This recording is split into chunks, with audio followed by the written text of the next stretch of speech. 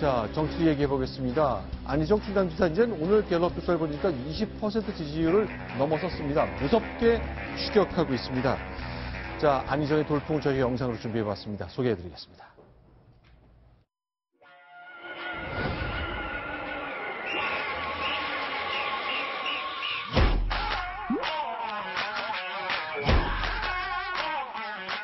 저 안희정 오늘 시작합니다. 대한민국을 바꾸고 세상을 바꾸겠습니다. 여러분 함께 바꿉시다.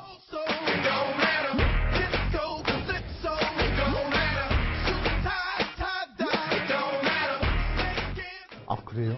아 예. 네. 저 솔직히 모르겠습니다. 지난 몇 달 동안에 낮은 지지율이 미동도 하지 않았을 때나 지금이나 제 마음은 똑같습니다. 지금 대한민국은 새로운 시대를 향해서 온 국민의 힘을 모아서 함께 뛰어넘어야 합니다. 앞으로도 계속 열심히 하도록 하겠습니다.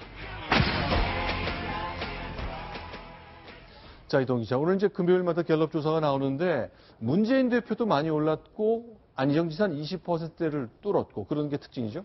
네, 그렇습니다. 문재인 전 대표 같은 경우에 지난주에는 3%포인트 하락했다가 이번 주에는 다시 30% 초반을 회복했습니다. 안희정 충남지사의 경우에는 지금 19%에서 마의 20%를 돌파해서 22%를 기록했습니다. 반면 황교안 대통령 권한대행은 지지율이 소폭 하락했고 네. 이재명 성남시장도 하락세를 이어갔습니다. 자, 민동영 차장. 네. 그러니까 안희정 지사 20% 벽을 뚫었다는 것 의미를 좀 해석해 주세요. 사실 저렇게 이제 여러 명이 후보로 나와서 여론조사를 했을 경우에 20%라는 것은 이제 1등이 사정권 안에 들어왔다는 의미가 제일 크다고 볼 수 있고요. 또 하나는 이제 자기의 어떤 지지 계층이나 지지 지역이 이제 좀 보편적이 됐다. 그러니까 특정 지역이나 특정 계층에 한해서만 그 계속 지지를 받다가 20%를 넘었다는 걸 넘어섰다. 그리고 사실 이제 독자적으로 생존이 가능하다고 이제 여론조사 전문가들 사이에서는 얘기가 나오는데 사실 지금 화면에도 나오지만 반기문 우리 전 유엔 사무총장께서 20% 지지율이 붕괴된 이후에 사실상 불출마 선언을 한 그런 상관관계가 있고요. 또 지난해 탄핵 정국에서 이재명 성남시장이 상당히 이제 상승세가 급상승을 했는데 결국은 20%에 도달하지 못하고 지금 다시 내려가는 그런 상황입니다. 자, 문재인 대표가 좀 긴장도 되겠습니다. 일단 자기 숫자도 올랐으니까 반가울 일입니다만 어떨까요? 일단 여유롭게 얘기를 했군요. 네, 문재인 전 대표는 오늘 기자들과 만나서 안희정 지사의 지지율 상승으로 경선이 더욱 흥미진진해지고 국민들의 관심이 더 높아지지 않을까 기대한다면서 여유 있는 태도를 보이고 있습니다. 네, 실제로 뭐 두 사람 합치면 사실 더불어민주당 1, 2위 후보가 전체 1, 2위 후보니까 합치면 50%를 넘거든요. 그만큼 외연이 넓어졌다. 우리는 어쨌건 우리 당이 이길 거다라는 아주 자신감을 많이 보여주고 있는 겁니다. 자, 이런 마음가짐 여유지만 민동영 차장 어떠세요, 문재인 대표? 지금 이제 저렇게 얘기할 수 있는 이유 중에 하나는 사실 당내 경선에서는 야권 후보로 누가 적합하냐. 네. 이거를 가지고 사실은 당내 경선을 치른다고 봐야 되거든요. 네. 그런 면에서 볼 때 지금 안희정 충남지사가 많이 급상승을 하고 있지만 네. 그러나 야권 후보로 적합하는 데에서 문재인 전 대표를 압도할 수 있는 그런 상황은 아니다라고 일단은 판단을 하고 있는 것 같습니다. 네. 그러니까 문재인 대표로서는 아직은 뭐 워낙 지지율 차도 지금 뭐 안희정 지사가 많이 올랐지만 10% 네. 이상 차이 나는데요. 네. 물론 그 10% 이상 차이가 그것도 중요하지만 더 중요한 거는 이 추세가 더 중요하거든요. 추세. 네.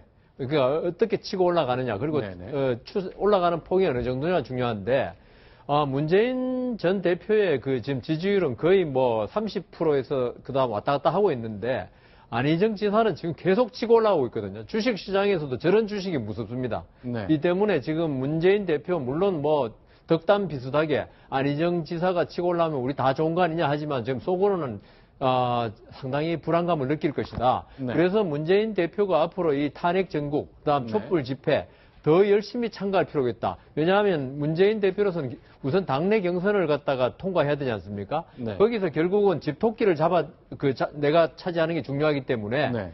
문재인 대표가 좀 더 진보 쪽으로 가지 않을까 그런 생각이 듭니다. 자, 그런데 눈에 띄는 것은 대구 경북 조사 오늘 나왔던 건데 대구 경북에서 황교안 국무총리 대통령 권한대행이 23%에서 15% 떨어졌단 말이죠. 이거는 적은 숫자가 절대 아니지 않습니까? 그리고 오히려 뭡니까? 문재인 대표의 지지율이 대구 경북에서 18에서 24로 오히려 황교안 대표보다 많이 높아요. 이걸 어떻게 해석할 수 있는 거죠? 해석이 참 어려울 것 같습니다. 문재인 전 대표 캠프 측에 제가 방금 이제 방송 들어오기 전에 물어봤는데 네. 문재인 대표 캠프 측에서는 문재인 대표가 지난 주말이죠. 11일에 대구 경북 포럼을 출범을 했습니다. 네. 그러면서 대구 경북에서 본격적으로 이제 지지를 모으고 있고 그리고 무엇보다 이번 주에 문재인 대표가 방송 출연을 좀 많이 했거든요. 네. 그래서 좀 친근한 이미지를 보이면서 또 그런 문재인 전 대표가 다른 후보들보다 좀 준비가 돼 있고 안정적이다. 이런 방송 평가가 많이 들었다고 그런 점이 보수 지지층의 심리를 파고든 거 아니냐. 이렇게 문재인 대표 캠프 측에서는 보고 있습니다. 제가 볼 때 제가 대구 문재인 경북 대표께서 사람인데 굉장히 교과서적인 답을 좀 준 것 같습니다. 방송 나오고 보수층을 파고 들었더니 대구 경북에서 지지율이 이만큼 올랐다. 아니 네. 그건 뭐 그렇게 볼 수 있겠지만 그거는 좀 제가 보기에는 나타난 현상을 가지고 이야기하는 거고 네. 그 원인을 봐야 될 건데 지금 대구 경북에서 황교안 총리에 대해서 어떤 보수의 진짜 마지막 희망이라고 그랬지 않습니까? 네. 거기서 23에서 15% 빠졌다는 건 대단히 이상하죠. 네. 그리고 그게 그럼 어디 갔냐? 나머지 뭐 안철수, 이재명, 유승민은 거의 변화가 없단 말입니다. 네. 그러면 황교안 총리에 대한 지지율이 결국은 문재인, 안희정 지사로 간 거 아니겠습니까? 네. 지금 저것만으로 볼 때. 이것만 본다면. 그거는 제가 볼 때는요. 네. 지금 대구 경북 사람들이 아노미 현상에 빠진 게 아닌가. 네. 지금 뭔가 지금 정신을 거의 지금 뭐 정신줄을 놨다 그러면 좀 뭐 하겠지만은 아니, 제가 대구 여성원 경북 변호사님이 사람이니까. 대구 분이시니까. 예. 네. 지금 희망을 가지고 어디 찾을 데가 없는 것 같아요. 네. 그래서 황교안 총리에 대해서 어떤 뭐 희망을 좀 가지려고 했는데 뭐 방송에 나오는 패널들 보면 황교안 총리는 나오면 안 된다고 막 그러지. 네. 그다음 또 황교안 총리가 또 실제로 나올지 지금 그 가능성도 있죠. 네. 상당히 낮거든요. 어떻게 보면요. 네. 지금 지지율은 높지만 지금 대선 그 보수층의 대선 주자 적합도를 보면 유승민 의원이 훨씬 높아요. 네. 이런 걸로 볼 때 지금 대구 경북 사람들이 황교안 총리에 대해서 어떤 희망을 점점 잃어가고 있는 게 아닌가. 정말 대선 후보로서 지지는 하지만 대선 네. 후보는 아니다 이렇게 생각을 하는 것 같습니다. 아니라고 생각하는 것이 출마 못할 것 같다. 그런 뜻입니까? 그러니까 그렇게 생각하는 것 같습니다. 네. 자, 조금 더 보겠습니다. 이제 안희정 지사는 이제 요새 카메라 앞에 쓸 기회가 많습니다. 자신의 생각을 굉장히 거침없이 발휘하는데 지금부터 들려든 내용은 내가 대통령이 된다면 이렇게 잘해보겠다는 얘기입니다. 모든 후보들이 이렇게 다 얘기를 합니다. 안희정 대표는 이렇게 설명합니다. 대한민국의 대통령직입니다. 대한민국의 임금님이 아닙니다. 정부를 이끄는 대통령은 의회와 협치를 이루어야 합니다. 실질적으로 의회의 구성원들과 정부를 이끄는 행정부의 리더인 대통령은 좀 더 높은 수준의 협치를 하라고 하는 것이 대한민국의 헌법명령 아니겠습니까? 의회의 안정적 다수파들을 형성해서 국가를 힘있게 끌고 가야 합니다. 아주 쉽지 않습니까? 이 상식대로 하면 됩니다. 한 번도 겪어보지 못한 정치인의 모습을 여러분들께 보여드리도록 하겠습니다. 제 의견을 하나 좀 말씀드릴게요. 네. 제가 관상쟁이는 아닌데 이렇게 사람 얼굴을 쭉 보거든요. 네. 우리나라 대통령 중 역대 다 네. 안경 쓴 사람 없습니다. 트럼프도 안 썼고, 네. 캐나다 총리도 안 썼고, 아베도 안 썼고, 시진핑, 푸틴. 근데 전두환 전 대통령은 안경을 재임 중에 썼지만 거기 선거 운동이 없었으니까. 그렇죠. 그거는 뭐 노예되니까 노안용이고. 네. 그래서 이걸 물어보면요, 관장하는 분들한테 보면 네. 저도 안경 썼습니다. 그래서 대통령이 안 될 거라고 생각하는데 이게 천기를 가린대요. 네. 그런 얘기를 많이 하는데 그래서 어떤 분들은 이게 수술을 하시는데 지금 보니까 네. 안철수 대표를 제외하고 황교안 총리까지 전부 다 안경입니다. 앞으로 나올 수 있는 네. 홍준표 지사도 안경이거든요. 안경을 벗으시는 게 아마 저 유세하는 것보다 훨씬 더 유리할 수 있다는 힌트 하나 드리겠습니다. 평소에 상당히 논리적을 얘기해 주신 이정은 편집위원이 이렇게 과학적이지 않은 얘기를 해 주실 줄이야. 무속 이야기를 평소에 많이 하시죠. 비과학적인 거는요. 이거 하나 추가로 말씀드릴게요. 이 네. 세상이 어떻게 변할지 아무리 과학으로 예측해도 안 되니까 우리 저 무속인들 만나가지고 김정은 저 물어봐서 국정원도요. 10명한테 물어봐서 참고사항 합니다. 알겠습니다. 근데 일단 그럼 저도 안경을 벗어야 될 필요는 없는 것 같습니다만, 네. 자, 일단 안희정 지사가 치고 올라옵니다. 이렇게 상식적인 걸 왜 못합니까?라고 말하고 있거든요. 자, 이렇게 상식적인 게 안 되는 이유가 있을 것 같아요. 과거에는 안 됐는데 난 할 수 있다. 많은 정치인들이 그렇게 얘기합니다. 민동영 차장. 네. 안희정 지사의 저런 약속은 어떻게 평가해야 됩니까?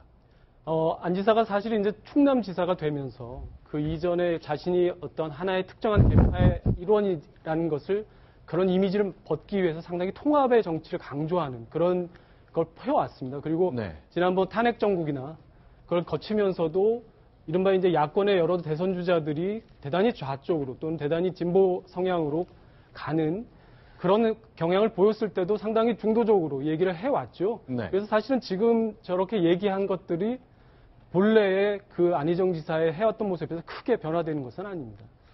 일단 전국에서 전부 다 더불어민주당이 1등입니다. 심지어 대구 경북에서도 새누리당 이제 이름이 바뀌었죠. 자유한국당으로. 그리고 바른정당보다 더 높습니다.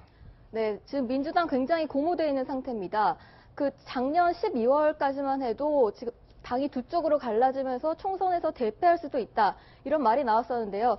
지금은 민주당 대선 주자들의 당내 경선이 본선이다. 이렇게 할 정도로 아주 그 세 주자들의 지지율을 합치면 60% 가까이 됩니다. 그래서 지금 민주당 당내 선거인단 모집도 아주 경쟁이 치열한데요. 지금까지 28만 명 정도가 신청을 했고 민주당은 200만 명까지 신청할 것으로 보고 있습니다. 자, 그런데 문재인 대표가 이제 굉장히 자신만만할 수 있고 여유롭게 앞서가고 있습니다. 문 대표가 이렇게 얘기했네요. 국민 경선 하는데 일부 역선택 가능성이 있다. 그러니까 보수 정당 지지자, 보수적인 유권자들이 내가 싫으니 안희정에게 찍을 것이다 라는 이런 역선택 가능성이 있지만 이거 비열한 행위다. 만약 게다가 상대 정당에서 일부러 의도적으로 독려한다면 비열하다. 범죄라고 말했습니다. 이 정도로 진짜로 위기의식을 많이 느끼고 있는 겁니까? 여기 이제 표현에서 보면 의도적 역선택이라는 표현이 나오는데요. 네. 사실 이런 당내 경선에서 의도적으로 어떤 경쟁하는 정당에서 의도적으로 조직적으로 저 경선에 승부를 좌우할 만큼 역선택을 조직적으로 하기는 쉽지 않습니다. 네. 다만 이제 저기서는 이제 아까 우리 변호사님께서 말씀하셨던 그 약간의 불안감이 저는 드러난다고 보는데요. 의도적 역선택의 대상이 누구겠습니까? 이제 안희정 충남지사를 사실상 시사하는 그런 발언을 사실 문 전 대표가 지금 한 거라고 저는 봅니다. 자, 가장 앞서가는 문재인 대표 그리고 따라가는 안희정 지사. 구글이 이제 검색어를 보면 이제 빅데이터라 그러잖아요. 어마어마한 정보량이 비춰보면 과연 우리나라 사람들은 구글을 통해 누구를 더 어떻게 검색하는지 그 트렌드를 분석하는 게 있거든요. 안희정을 치는 건 100점 만점에 50점쯤 나왔고 계속 보겠습니다. 빠르게 보겠습니다. 자, 문재인은 어떻게 나오느냐? 49. 어쨌든 비슷한 검색어 수준이거든요. 그러니까 안희정 지사는 아주 기뻐해야 될 것 같습니다. 네. 그 뭐에 비춰보면 그러냐 하면은 지난 미국 대통령 선거에서 있죠. 네. 뭐 대부분의 언론하고 여론이 힐러리가 될 거라고 다 그랬지만은 네. 일부 빅데이터 분석하는 사람들 말에 의하면 트럼프가 될 것이라는 이야기를 많이 했는데 그게 바로 구글이라든가 네. SNS 검색수 그리고 사람들이 이름을 쳐넣는 거 있지 않습니까? 네. 입력하는 네. 그 수가 트럼프가 훨씬 많았다는 겁니다. 물론 네. 트럼프가 말 실수도 많이 하고 여러 가지 안 좋은 스캔들을 많이 일으켜서 그런 것도 있지만은 그만치 관심이 많다는 거거든요. 관심이 없으면 그 사람이 뭐 스캔들을 일으키거나 아무런 관심을 보이지 않지 않습니까? 그래서 안희정 지사가 저런 걸 볼 때는 네. 지금 아까 지지율도 막 올라간다고 했지만은 많은 분들의 관심을 지금 집중적으로 받고 있다 이 말이 되니까 네. 안희정 지사로서는 아주 기뻐해야 될 일입니다. 자, 그러면 이제 많은 사람이 궁금해합니다. 지지율은 따라가고 있지만 워낙 보수층에서 좋아하는 사람이 있기 때문에 경선엔 영향이 작을 것이다. 그래서 결국 문재인이 이길 것이라는 전망 많이 내놓고 있거든요. 근데 각 후보들, 여러 패널들의 생각이 좀 궁금합니다. 얼마큼 따라붙을 수 있고 뒤집을 수 있는 것인지 아니면 어디서 주저앉을 것인지 의견을 좀 듣고 싶습니다. 누가 좀 먼저 해주실까요? 네, 네. 저는 지금 이제 22%까지 나왔는데 네. 25%를 전후해서 아마도 정치되지 않을까 싶습니다. 그 이유는 보면 네. 아까도 말씀드렸지만 당내 경선에서는 결국은 프레임 전쟁일 텐데 야권 후보로 누가 적합하냐. 야권 후보로 문재인 말고 안희정이 더 낫다라는 그 프레임을 만들어야 되는데 지금으로서는 그게 쉽지 않은 것 같습니다. 결국은 그렇다면 바꿔야 되는데 누가 더 좋은 대통령이 될 수 있느냐. 그런 프레임으로 바꾸기가 쉽지 않다고 봅니다. 네. 어떠세요? 지금까지 이제 인동용 기자님 생각하신 거는 네. 아주 정상적인 상태에서 말하는데요. 지금 박근혜 대통령 탄핵 문제도 있거니와 네. 지금 전국이 아주 돌발적입니다. 네. 그리고 미국에서 아까 좀 전에 말씀드린 바와 같이 힐러리가 된다고 다 생각했지만은 네. 이게 어떤 젊은 층에 그리고 백인 서민층의 반발로 결국 트럼프 됐거든요. 네. 그래서 저는 안희정 지사에 대해서 지금 물론 현재는 문재인 대표가 훨씬 지금 투표한다면 그렇겠지만은 시간이 지나면서 저는 안희정 지사가 28%, 30% 가까이 되면 이걸 뒤집어질 수 있다고 생각합니다. 네. 저는 한 25% 정도, 네. 천하 4분지계로 갈 거라고 보고요. 그래서 문 대표하고 거의 비슷비슷하게 가다가 대한민국 정치만으로 보게 되면 그 정도는 되는데 앞으로 외생 변수, 즉 김정남 피살 사건이 어디로 가느냐, 또 안보 문제가 가느냐에 따라서 어쩌면은 문 대표를 이길 수도 있다는 게 제 생각입니다. 아, 그렇군요. 이동훈 기자는 어때요? 현장에서 이제 더불어민주당 취재하고 계신데 어떠실지 궁금합니다. 저는 상승세가 조금 더 이어가서 25%까지는 갈 것이라고 보고 있는데요. 하지만 안희정 지사 같은 경우에는 바른정당에서 지지를 많이 하고 있고 또 5, 60대에서 문재인 전 대표보다 지지율이 높습니다. 이분들이 다 민주당 당내 경선에 참여할 것인가 그거에 대한 확신이 없다고 볼 수 있고요. 그리고 지금은 이제 보수 후보가 제대로 나와 있지 않지만 만약에 황교안 대통령 권한대행이 출마 여부를 정하고 탄핵이 인용되고 새로운 보수 후보가 등장하면 안희정 지사의 지지율이 지금보다 떨어질 수 있다. 이렇게 예상하고 있습니다. 알겠습니다. 자, 근데 오늘 들려온 소식 하나 중에 YS, 그러니까 재작년 11월에 서거하던 그 시절 다 기억하시는 분들이 많은데 굉장히 어려움을 겪고 있다는데 그게 뭐 때문에 그런 겁니까? 네, 지금 동작구 상도동에 있는 자택인데 제가 한 12년 전에 직접 살아계실 때 한번 찾아가서 뵌 적도 있는데 안타까운 일이 2012년에 이제 저 집 근처에 김영삼 대통령 도서관을 지금 건립하기로 2012년부터 건립을 해서 원래는 2014년이나 5년쯤에 끝났어야 되는데 그 도서관을 만들려는 그 이사회 내부에서 여러 가지 문제점들이 발생을 하고 그래서 결국은 지금 완공 시점에서 한 3년 반이 넘었는데도 못 짓고 있어요. 그래서 그거에 대한 지금 여러 가지 부채가 쌓이니까 그 아들 현철 씨가 이제 저 상도동 자택, 예전에 그 이른바 상도동계들이 모여서 국정을 운영하기 위해서 논의를 하기도 했던 그 집을 팔 수밖에 없다. 이렇게까지 나왔습니다. 좀 안타까운 일입니다. 네. 이제 야권 소식, 정치권 소식 하다 이제 YS의 안타까운 사정에 대한 얘기까지 좀 정리해 봤습니다.